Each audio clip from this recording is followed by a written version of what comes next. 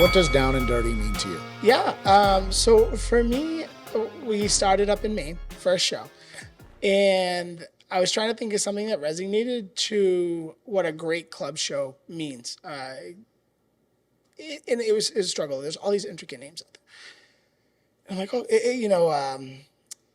trying to, what does it mean to you? And I'm sitting there and asking my wife name after name and this and something Reyes and this and this. And I look at her and I'm like, down and dirty. And she's like, oh, what is it? Why? And I'm like, well, because that's what a club show is. It's guys and females coming out of the amateurs and getting in there and fighting. And you watch these fights and you're like, wow, these guys they're killing each other. They're punches flying everywhere, maybe not so technical.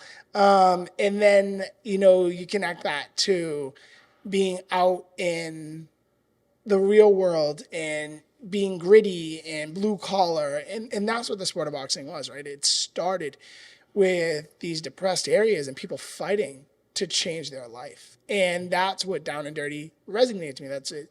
It was this, okay, it's like, let's get in here. Doesn't matter. The guy on the other side, cool person, or the person on the other side, say, good person, good girl. But once that bell rings, that's it. Like, it's you versus you, and all the teams and all that stuff are outside. Yeah. So it's that down, that getting in there. Yeah, and I can definitely tell you that you definitely see that because, again, you guys, you give everybody a shot. So you do have from champions all the way down to, hey, this guy's 0-0 and this guy's 0-0. And those guys are going to scrap looking for that first W. Yeah, for sure. Totally. We've got some guys on the card who have had upside down records that they, in the world of boxing, they're usually called opponents. And we let them go, and they fought hard. Like, they're like, that's it. Like, we're going, like, this is my chance to win. Yeah. So yeah, that's the sport. That's down and dirty. That's that, like, let's get it. Yeah, and obviously it's doing well. And now, since then, you've joined forces with Fire Fist Boxing. Yeah. And the first one is going to be April 29th in St. Petersburg, Florida, called Fire on the Bay. Fire on the Bay. Yeah. So my partner down there, we joined. We met about a year and a half ago when we had Yamaguchi Falcao and Connor Coyle come fight in Melrose on Down and Dirty 3, I believe. And they were great people. We had talked about even then doing some stuff, and it just didn't matriculate. So we went on our separate ways, and they did some stuff down in Florida. And then I get a call last year, and hey, listen, we want to come back up again. They come up on October 29th on Down and Dirty 4, and Yamaguchi had a great fight with Alex Turan, who happens to be one of my fighters. Goes the distance. Alex Turan is probably one of the. I bring him here to camp, and we get him ready when we can. And he came here, and he came in at 210 pounds. And 6 weeks later, he was a lean 168, lifting weights, ready to go. And it was a great fight. Went 10 solid rounds against a guy who's rated 6th in the world, ex-silver medalist in the Olympics in 2016. And it was just amazing. And at that point, Jody and I had sat down. He's like, hey, listen, let's continue with this partnership. I like Jody. Jody is amazing. One of the best things about Jody is that I believe that he is what needs to be in boxing more.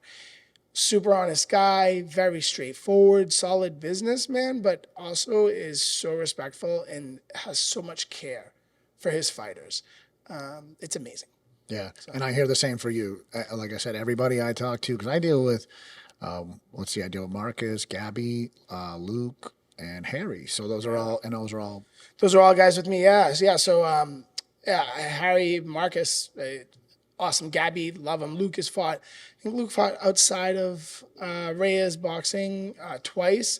Gabby's only fought twice outside of his 6 wins, so 4 of his wins have been with me.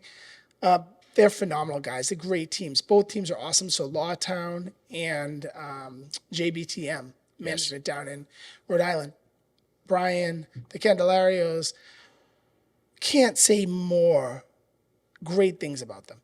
They're great to have around as a team. We talk, we pitch things off of each other because that's what this is all about, right? There's no bosses, there's no this, we're a team.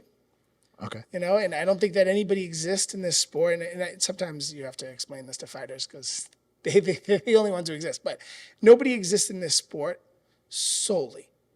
You can't, if you want to be an elite fighter, you want to build up, you need a great team around you. Myself as a promoter, I put on fights. Sure, I can go find anyone, step in the ring, but no one's going to want to see those people. They want to see people that something resonates, their heart feels for them. So it's my guys. The same time, without somebody putting on these shows, my guys don't get the opportunities. So, Right.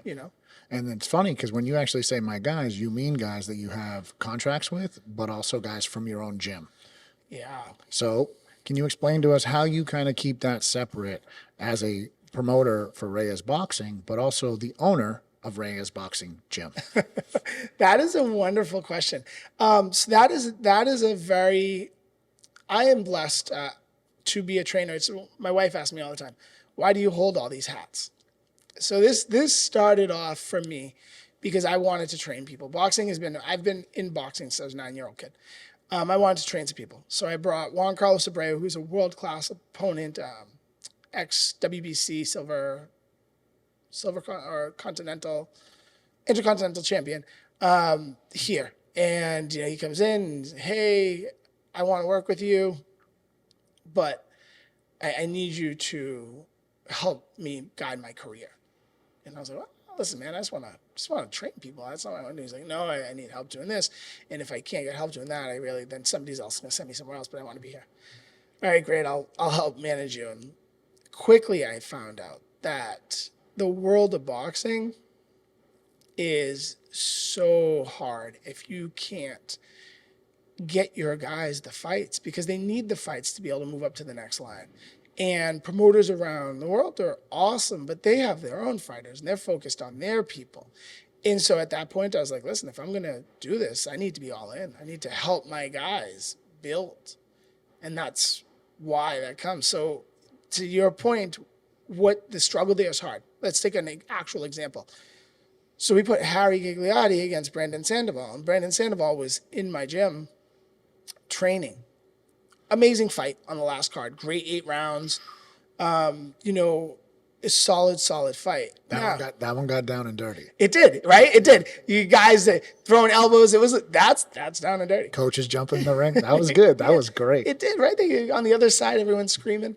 I'm like, hey, can we focus on the kids here? But yeah, I think that fight goes to show that there is no bias in me as a promoter. Yeah. I love my kids. I put them in to fight. I give them opportunities. I do my best to make sure that they're matched evenly or fair. And then it's your job. It's up to you to do that. We look the same with Marcus Bates and Montel. It was an amazing fight. Marcus comes out, drops him in the first round, comes back out, gets dropped in the second round, just couldn't recover. I think the referees probably did a piss poor job, but it's okay. Yeah. I think Marcus would agree. I think there should have been a standing 8 faster the way that went down, but whatever. That's what it is. But that's down and dirty. We're going to push people to be able, when they're ready to fight, the best that they can fight. Sure. Because that's how they're going to get ready to fight on TV. And then my guys who are here training with me, I love them, but they know. They know. I actually, oddly enough, it's funny you ask me that. So in Florida, I have 2 guys who are in camp with each other right now that have to fight each other. So I'm not only training, they're both training here. They're both from Argentina, but because the way it works, they have no choice. They have to fight each other. So it's a tough thing on a very tough scale for a trainer and promoter, because now I'm like, all right, well, I got to get somebody to work somebody else's corner because it's going to be running back and forth. Right. And like, whose corner do you work? And, there is the good thing about this, and I do believe this, training is every step is a personal relationship. My guys, I'll listen to them as a promoter. Sit down, hey, this is what I need, this is what I want, this is what I can do. If I can't do it, I'm going to tell you. If I can, I'm going to. As a trainer, you connect differently with certain people. And I've been blessed to have some really great people that I connect with, but also train some people that I have zero connection with. And you can tell, I'll say something and they go right out and do their own thing again. And at that point, you're like, hey, but they choose to come here because they want the level of competition that's here. So, Right. And we've seen that the last two interviews, actually. One was Marcus with Brian. It was really cool. We sat down with them each separately and then sat down with them together, and you can just see their relationship and how close they are. And then last week we sat down with Gabby and his dad, who is also his coach, and you can see their relationship and how it works and how deep it goes. And people don't understand that, like, you spend so much time here. It's like it is a full-time job, right? And you're getting to know that person and you build that relationship. 100%, Jason. 100%. I mean, for me, I'm blessed to be able to do this all day long. This is all I do, is boxing. But yes, it is a full-time job, right? You're 4 hours at night. You're watching videos. You're taking notes. You're studying box recs. You're saying, hey, this is where we have to go. This is the direction. And you're conveying that with the person on the other side who's getting up at 4:30 or 5 in the morning to go do their road work. Then they're coming home after a long day's work and going to the gym. And you're like, keep that person motivated. It is a serious struggle. Right. On the point of you owning the gym and you putting your fighters, at the end of the day, the other person, the fighter, if they think that is a conflict of interest, they don't have to sign the fight. 100%. So to me, I'm always like, I always look at it, but I'm like, hey, if you take that fight, again, just like taking a fight against someone who's 10-0 and you're 0-0, you're like, that's a risk. You're willing. So it's like, you sign the paperwork. You went in there, and if you don't get the W because you want the W, that's on you. You're 100% right. In the end, promoters offer fights. Managers review the fights that are right. Fighter accepts the fighter he doesn't. And those are the things that, in the end, that's exactly what it is. So there's nobody at any level can point a finger at anybody because we all know this is what we signed up for. Yeah, going in. And sometimes, unfortunately, especially, gyms, you see this a lot. A gym has a very talented 147. Well, all the 147s in that area all of a sudden matriculate to that gym because that guy's so good that they're like, hey, I want to be around this guy because he's the best. So you see that a lot. Weights have a tendency to disperse very similarly and connected. And gyms are, when you're in a hot gym, you're a world champion, everybody wants to be a part of that gym. All of a sudden you got 40 fighters, and then that guy loses, and you look outside and you're like, oh, where'd everybody go? Yeah. So that is the sport that we play, right? Yeah, for sure. It's like everyone loves the Patriots when they were winning right now. Like, Mac Jones who? Yeah. What's Bill Belichick doing? Oh, he's the worst. He needs to get fired. Exactly. So let me ask you. So you're put on these events. What are some of the obstacles that you have? What's some of the biggest obstacles you have prior? Because I think you now signed a contract with Lowell, so maybe securing an event isn't as difficult, a location isn't as difficult anymore. But like, what are some of the things that you bump into prior? And then the day of, what's your biggest nightmare? Oof, man, I tell you, every one of them is so, it's like, you put on this show and no matter how, and you get better at it. At first I had multiple people who were there to help me.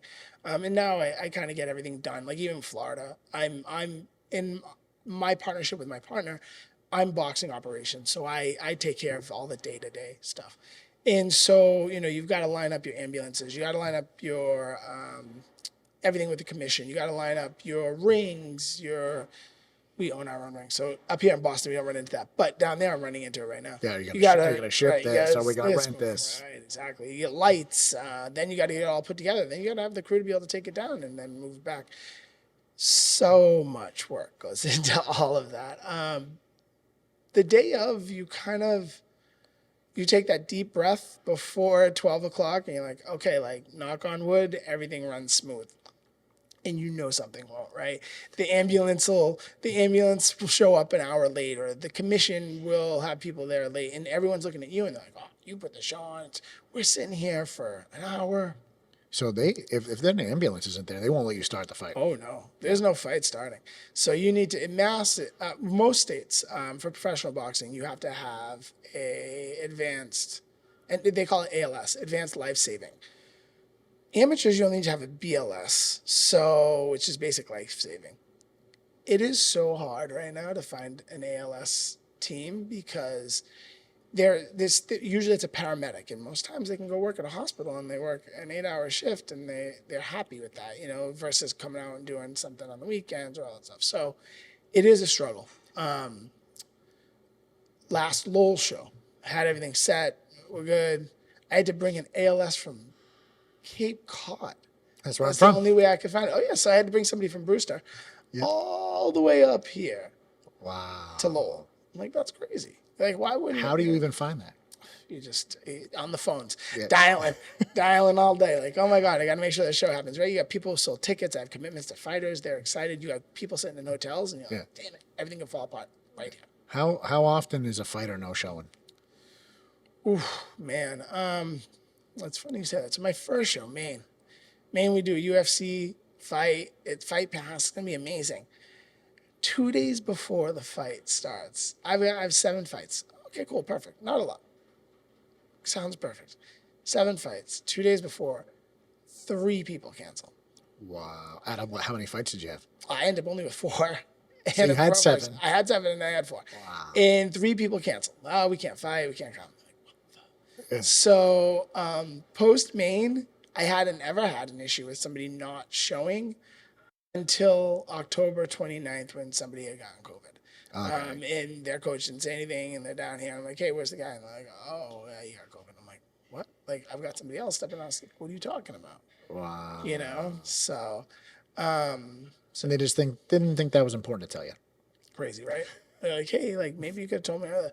No, there's not a whole lot you can do day of. Yeah. You kind of hit. Do you have, like, if you have like a multiple fights, say at 135, do you try to find like backup fighters? Do you try to have people You on? do. Like you try to. So basically, I don't know if you noticed or not, but I'll overload my cards. So I'll have, if I need 10 fights, there'll be 15 fights on that card because I know that something's gonna happen. I know that inevitably something's going to happen. Experience tells me that. Then on top of that, you start to say, okay, well, I'm a month out. Let me call this guy. Where's my medicals for this? You know, how's it going? Oh yeah, you got it. You start to hear in their voice, like, all right, I need to find somebody else because this guy is. The confidence is gone in that Right, voice. like he doesn't have that same like how's weight going? Oh, you know, well, I'm losing.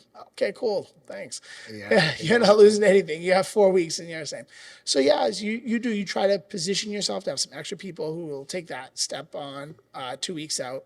Usually though, when you're about 2 weeks out and you're flying people in, like you're kind of committed because God knows you're not getting that airline money back.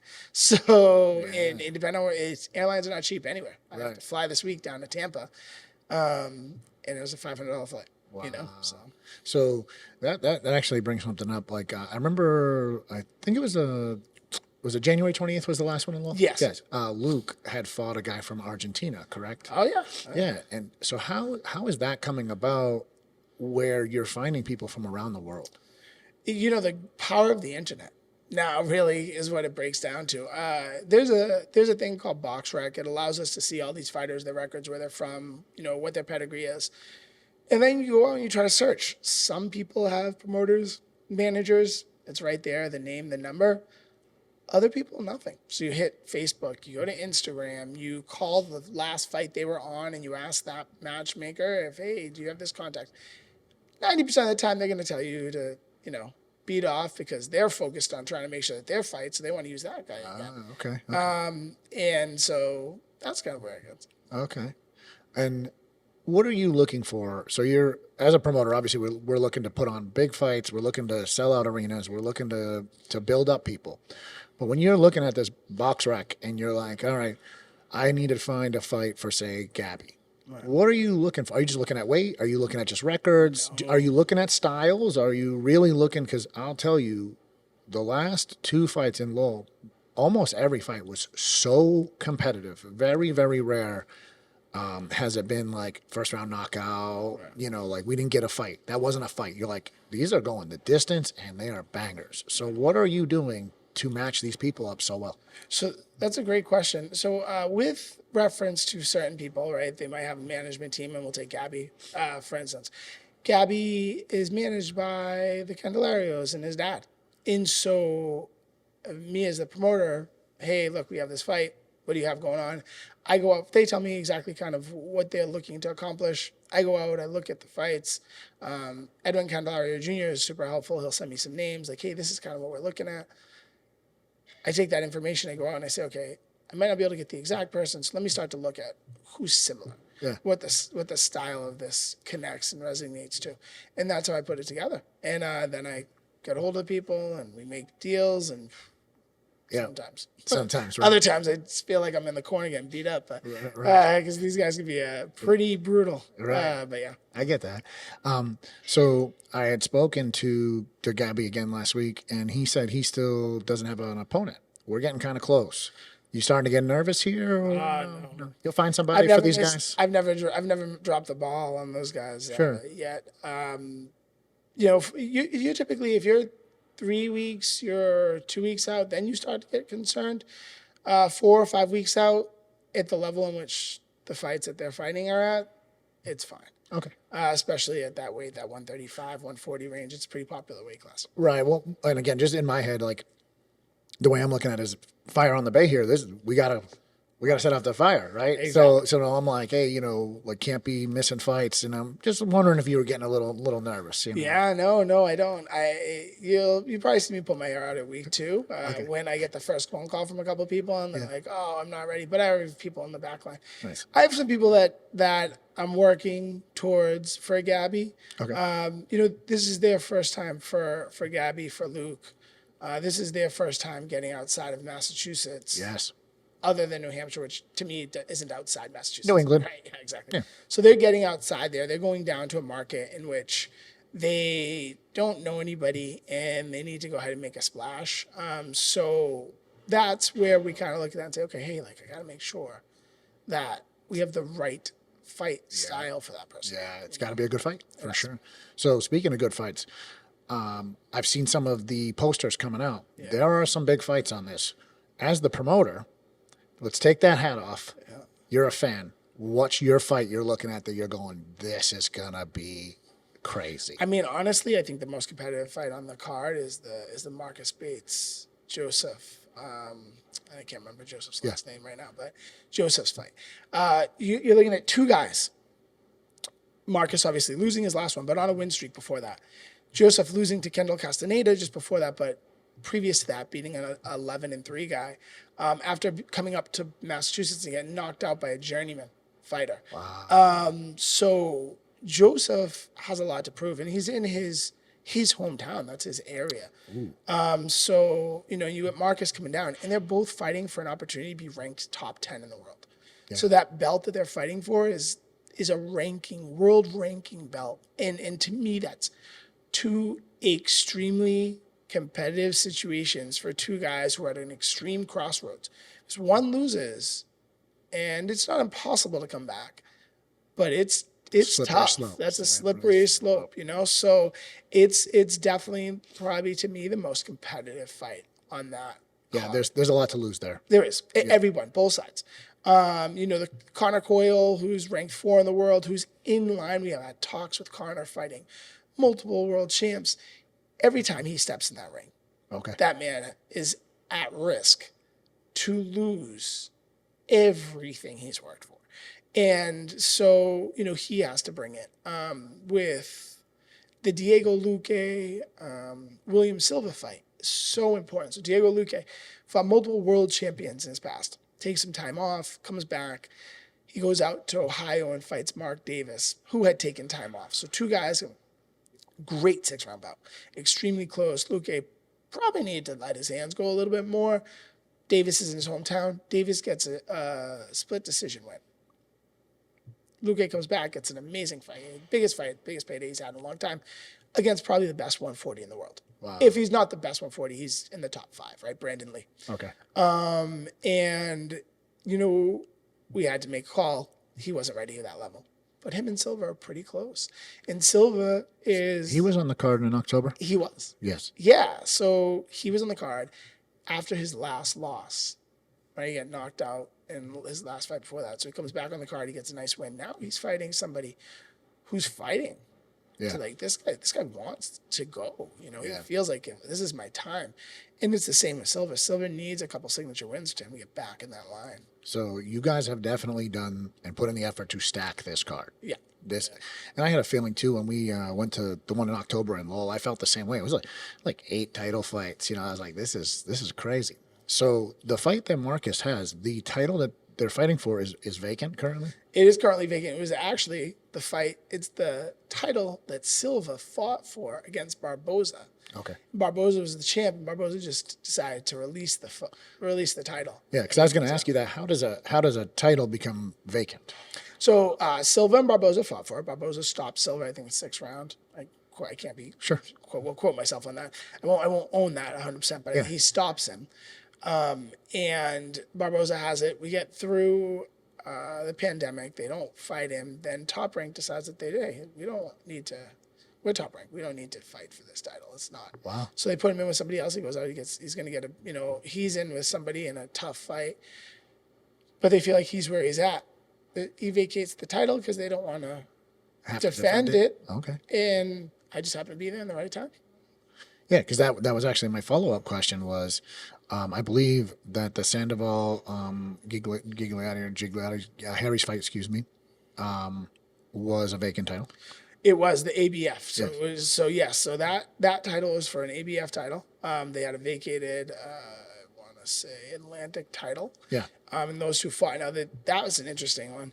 The Sandoval, even though he had a 2-3 record at the time, was just coming off of 2 wins. Yeah. Where he had an amazing fight on the October card against Justin Morales. Yes. And that was an extremely close, great fight.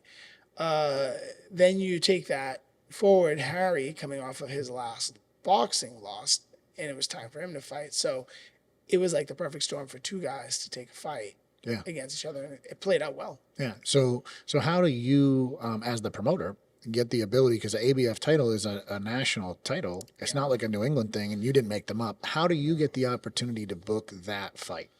So relationships play a lot into it. I knew the president of the ABF. Hey, listen, I've got 2 kids. I think they're worthy of fighting for your title. They review the fight. They review their record. Hey, we're willing to back this fight. We're okay with this. Okay. And then you get that fight. And then there's a lot of money. Things that people don't realize, there's a lot of money transferred in there. So promoters are forced to pay these commissioning bodies money to do these fights. Right. Well, because as whenever you can say you have a championship fight on your card, it brings more people up. Yeah, that's how they feel. So I'm pretty sure that that's the truth, though. I think we can both say that that's the truth. I mean, it helps. I find that I do think that it's good to have the fights on it, and it gives these guys the opportunity. Like, what are you fighting for? Right. This is your chance to shine. Right. And as a promoter, if you had no titles, then why would anyone fight for you? Why would I get on your card, or why would I want to sign with you if now you have no opportunity to have a championship? Right. It does. You're not taking a job if you can't get a promotion. That's true. No, you're 100% right. I think that helps with people to say, hey, like, I want to be on this card because this guy's willing to invest in stepping up and step me up to that next level. Yeah. And I think that you're 100% right. Like, people want to fight for something. They believe in themselves. So you have to give them that ability to keep moving. Rankings need to increase. If somebody doesn't go up in rankings, that's a problem. Yeah. And you're not doing a good job as a promoter. Right, because you're not promoting them. Right. So we have Down and Dirty, and then you have Fire on the Bay. We got this first one coming up in April. Are we looking to start spreading out and bring Down and Dirty outside of New England, even though now it's called, Fire on the Bay? Like, are you going to have 2 different things, or are you looking to bring, like, where the Down and Dirty brand just is going everywhere? So oddly enough, I was walking through the airport last week. I was in LaGuardia, and somebody was like, "Hey, Down and Dirty, I love your," and I'm like, "Oh, that's awesome." I started Down and Dirty as a New England brand. I don't know if I plan to take this to the tri-state or northeastern area, if I plan to push it down to Georgia. I think Fire on the Bay works in Tampa. Tampa is it's the Bay city, right? It makes sense. And while I would love to say, hey, Down and Dirty goes down there, and I think that'd be awesome for the brand, I think more importantly, the brand has to stay true to what it is. And right now, that brand is New England. That's where we are. So we're gonna make it back to Maine this year. Can't tell anybody the time of the show, but we're gonna make it back to Maine. Okay. And then from there, I've committed to getting on next year into Connecticut. Okay. And maybe from there we'll see. Once we push past that Connecticut marker, and we'll see how it Are you thinking the casinos? It's funny. So some casinos offer some ability to help push people down there, except for in New England, Yeah. because they don't need it. Now. Right? Now. They don't need it now, and I don't know that they needed it ever. Foxwoods, I went to Robbie Sims versus Vinny Pazienza. Vinny Pazienza is one of his first fights back. Yeah.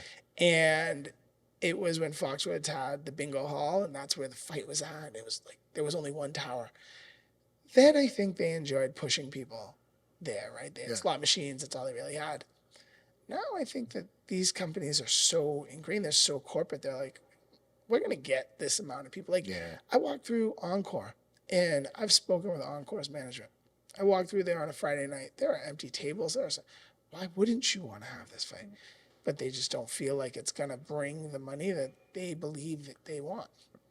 Well, cool. Yeah, right. Hey. I mean, they're sticking on Thursday nights with MMA. That seems to work for them on there. So Yeah. Yeah. The show that Calvin did might as well have been sold. I mean, we looked at tickets, and the tickets that were left were scattered. Yeah, I mean, boxing did well there. Murphy's did great shows there. I just think that sometimes promoters, how do I say this politically?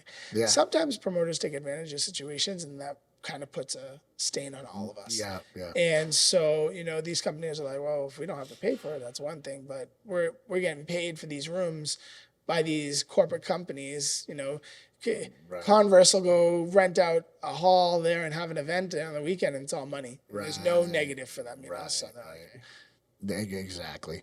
So, what seems to be your link to Maine? Are you from Maine? No, not at all. I'm from Boston. Oh, Maine is an amazing fight state, though. really? Amazing. So if you look back in the 80s, Maine had more fights than any New England area, more professional fights happening.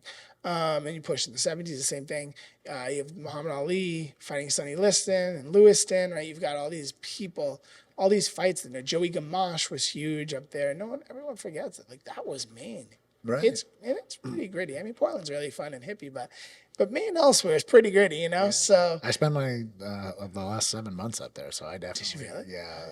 For my regular job, we had some time up there. We had some work we had to do, and it's like I see it. You know what I mean? Like, it's you're like, oh wow, this is like logging and like paper mills, and you're like, this is brutal. Yeah. So I do like it. I like them. It's just the state itself. The commission works well. They're easy to work with. So that's all. Yeah, that's great. And then what are we looking at with this with Lowell? I think it was Gabby had said like you had signed a deal with them. Yeah, so I have an exclusive with Lowell so that no other professional boxing can happen At the auditorium. At the auditorium. Nice. And how long is that for? Right now it's for 3. For 3 years? Yeah. Or until I bang in and say I don't want to do anything. Right. Yeah, because that the venue, I can tell you, and again, this is no disrespect to anybody's venue or anything or any shows, but like the one in Melrose versus the Lowell, it's not even fair. Yeah. Yeah, no, and that's the thing. One of the things that I've always taken to heart is that it's my job to fill up these places, and once they fill up, it's time to go. And that's what happened with Melrose. Melrose is such a great little place, little segue, but it's small. You're looking at 800 people, and then it's done. And there's no way to be able to put on the fights that I want to put on because there's not enough income that can come in to cover it. So we move up to Lowell, and that's what I looked when I was looking for spaces. I was, where are places that we can actually do fights that make sense physically, distance, and so Lowell was perfect. When we start selling out Lowell, then from there, you're back in Boston, right? There's only other places to go. So, yeah. I mean, and so the first fight I went to was in Melrose. Yeah. And I'll be honest, I loved it. It's like, a small little gym, like. It was great. Luke's fight, the whole place was shaking. Oh, it was amazing. Yeah, it was crazy. But just like the lighting wasn't there. Like, again, as a photographer, I was trying to take pictures and I was like, oh, these aren't that great. And then I saw other people's photos. I was like, okay, good. Theirs aren't that great either. Like, it was just tough. And then we went to the one in October in Lowell, and all the pictures were, it was just, because they have the professional lighting set up. They're an auditorium. They're made for putting on shows. whether it's concerts or whatever. And then the video we were doing, like we had zero issues. Like it was, everything was so good.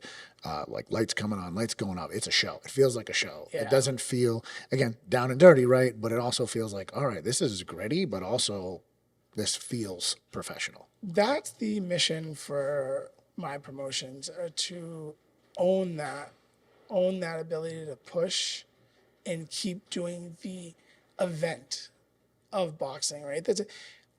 Boxing isn't just two guys getting in a ring and fight. It's the experience of getting out there. And you look at, that's why Jake Paul's cards do great. That's why Matchroom puts on these long ring walks with all these lights and all this smoke and all this stuff. And that's why people tune in. That's why they are, because it's not just the 60 minutes that somebody's in the ring. Right. You know, or whatever, 36 minutes, whatever it is. Right.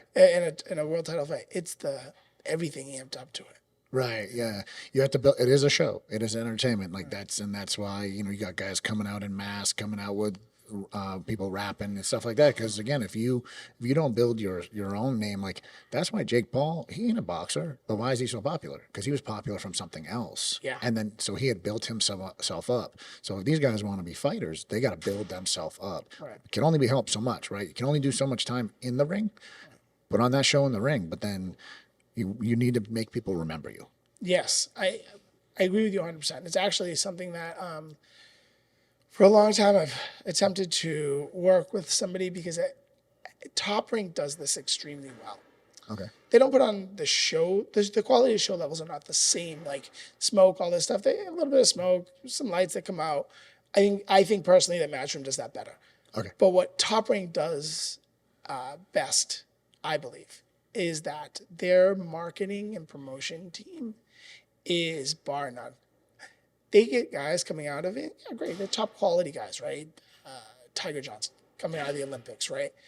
But they've made that kid a name. Right.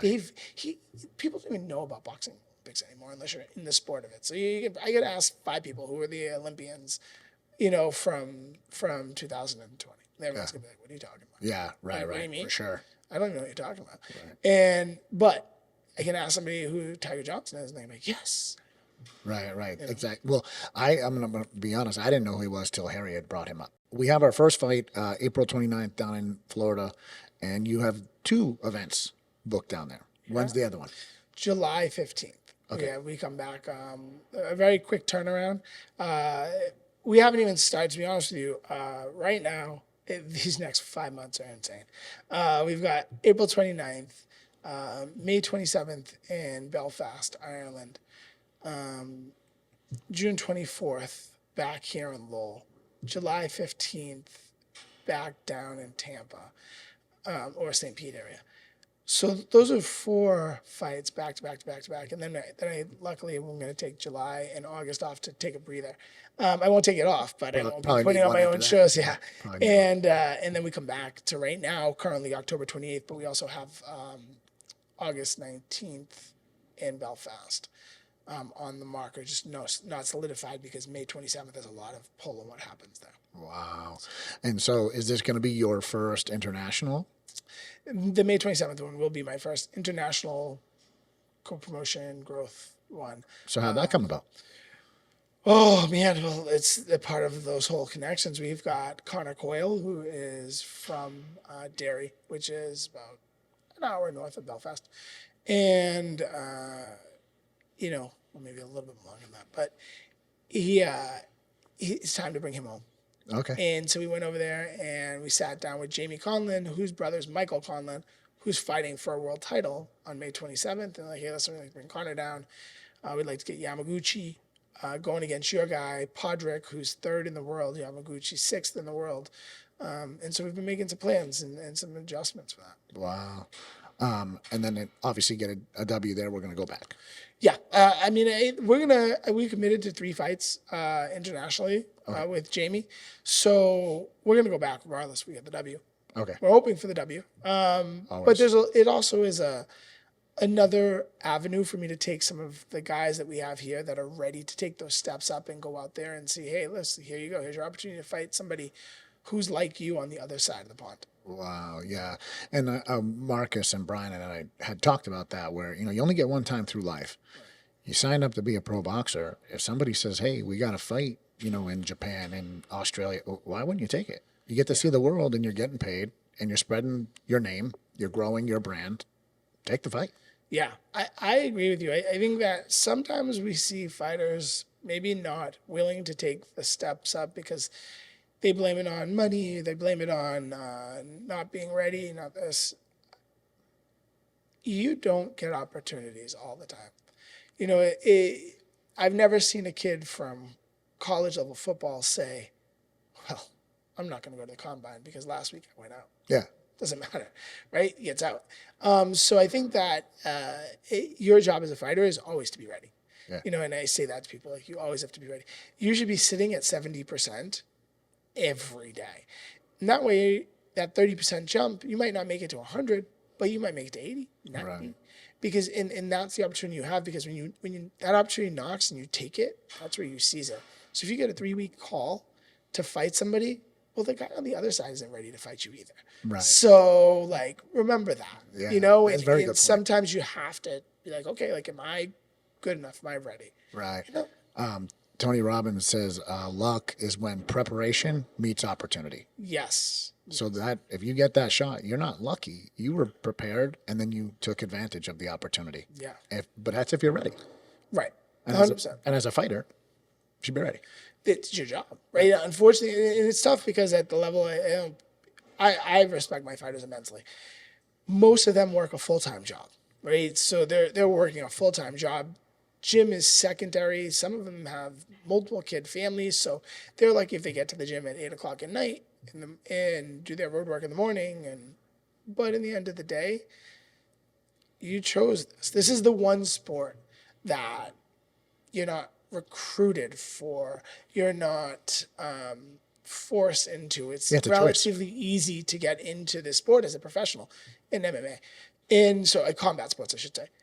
Well, you know what? You chose it. Yeah. Like, be ready. Yeah, be ready. Don't blame coaches. Don't blame promoters. No, like, be ready. If you're ready for the opportunities, you're going to get it. Yeah. And that's the key. I think that's an incredible point. If I wanted to be a pro football player, I have to go to college and get drafted. I can't just walk up and say, hey, I'm a pro. Right. I'm on the team. But here, with combat sports, like you said, it's not necessarily just boxing, but it's boxing and MMA. If you have the heart and you have the grit and you have the grind, you can say, hey, I'm a pro. You get in there and you do your thing, and you can change your life. Totally. Right? You look at Bernard Hopkins. Yeah. Right? The man was locked in prison, didn't start fighting until much later in his life. Granted, he grew up fighting as a kid, but locked in prison, gets out, multiple-time world champion. A legend in the Boxing Hall of Fame. Great promoter, working with Golden Boy as a partner in their group. I mean, there's no excuses. You look at Tank. I think there's an interview with Tank from so many years ago, and it was released out recently. He's like, I fought for $1,000. I fought for $1,500. Everybody's like, well, getting to $1 million payday doesn't happen overnight. You don't blink your eyes. It's a progression. Yeah. A walk. Right. I mean, even those guys that are pro any sport, they had to do it too. They do rec leagues, and then they did high school, and then you don't just jump to the top. No, 100%. Right. Like, what's that movie with the Philadelphia Eagles? The guy who basically came out. I know exactly the walk-ons or something. Something like whatever it was, that one Philadelphia Eagle. Like that. Yeah. Doesn't happen often. Right. So that's why they made a movie about it. Right, exactly. It's the one time. So yeah, this is a sport where people think it does. No, like, you don't get the big paydays. Like, you got to grind and get out there. And, there are going to be blood, sweat, and tears. There's going to be plenty of days where you're like, I quit. I guess not. I guess at the end of the day, right, that Philadelphia Eagles story would be Jake Paul. But he was famous from something else and then made his money in boxing. He got to skip the low-level stuff, unless you count fighting Nate Robinson. I was actually at the Ben and Asker fight, which was hilarious. We had Jason Minda fought Junior Union, so we were down there for that. You know what? I think Jake is what most boxers should realize that you need to go out there and make a name for yourself. I mean, look at Floyd, right? Floyd was super talented, Olympian, everything, super talented. But Floyd didn't really start to become a household name until he became Money Mayweather. Yeah. This like pompous character, and that's not who Floyd is. Yeah. You know what I mean? You might play it there, but come on, let's like the he guy's changed his helped persona. millions of people. If he's this pompous asshole who doesn't care about people, then why are there so many people who are at this next level because of him, his entire team? Right. You know, and so yeah, you change it. Wrestling is the perfect look for combat sports to me. You've got a heel, you've got a good guy. Yeah. Both guys can be world renowned, but you have to sell a show. Yes. You know? Yeah. So. And again, like the people don't like the noise, but like we talk about Conor McGregor, anybody who sometimes gets under your skin, they want to see him lose, so they tune in to see the person lose. Yeah. Some people just want to be quiet, but sometimes being quiet doesn't get you the opportunity. 100%, right? Like you want to be as humble as you can, and I respect people who are, and you can be like the good guy. But then, if you're going to be the good guy, you have to be like the Tom Brady's. Yeah. Right. Like even Tom Brady changed the persona, changed his narrative when he left New England. Yeah. He was good old boy Tom of here, like, hey, Mr. I do everything right, you know, Mr. and then Patriot. Mr. Patriot, Mr. Team Player. And then he went down to Tampa, and it was a little bit different, right? And like you could see that change matriculating, but it's what sold them. Yeah. And that's what that's what I think people have to realize is that here you can't just be like, well, I'm a fighter. That's all I'm doing. Yeah, I win, and it's like, okay, and So where's the rest? Right. Yeah. So doesn't the other 30 guys that are on the A side, you know what I mean? Like you got to differentiate yourself. Yeah, absolutely. So do we have any other big news? We got Ireland, we got Florida, we got back in Lowell. Anything else? We'll have some big signings coming up. A couple new world-class guys coming on the team, which is amazing. Right now, all eyes are on April 29th. There's a lot of play in what happens there. For Marcus and Joseph, this is such an important fight. Massive. That for me, I'm looking like, okay, like one of these guys are going to get a call, 6 weeks after this to fight on some world level class. Wow. So it's like, all right, let's go. What happens there? And then, Conor's looking, we're trying to get Conor a world title fight, trying to get Yamaguchi that world title fight. So there's some things that are in the works. Yeah, sounds like April 29th. That's the place to be. It'll be a blast. And it's St. Petersburg, Florida. I mean, who doesn't want to be in warm weather? We've been stuck up here forever. Stuck here. You're coming down, right? Oh, yeah. We'll be there. James will be there. All this will be there. Nice. We're actually going to talk about that after this. Okay. We'll talk about what we can do for you. Thank you so much for coming in. April 29th, and then countless other stuff. Down in dirty.com. Reyes Boxing. ReyesBoxingClub.com, but Reyes Boxing TV is where you'll be able to watch April 29th's fight on. Awesome. And that's kind of where we'll be matriculating the website onto that, where everything is there. And we'll post links for that. So if you can't make it down to Florida, you can still watch the fight. Still support your fighters, everything like that. Thank you so much for coming in. Hope to have you again. You've really informed and opened up the eyes, and that's what we're trying to do of how these fights get put together, how these titles happen. What's going on? How these things, how the bouts are built, how all the troubles and tributes. Like, I didn't know you had to get your own ambulance. I knew they had to be there, but I thought that was different. Now we know everything you go through. We all appreciate you putting on the fights. Thank you so much. Thank you, James, and thank you everyone for watching. We'll see you next time.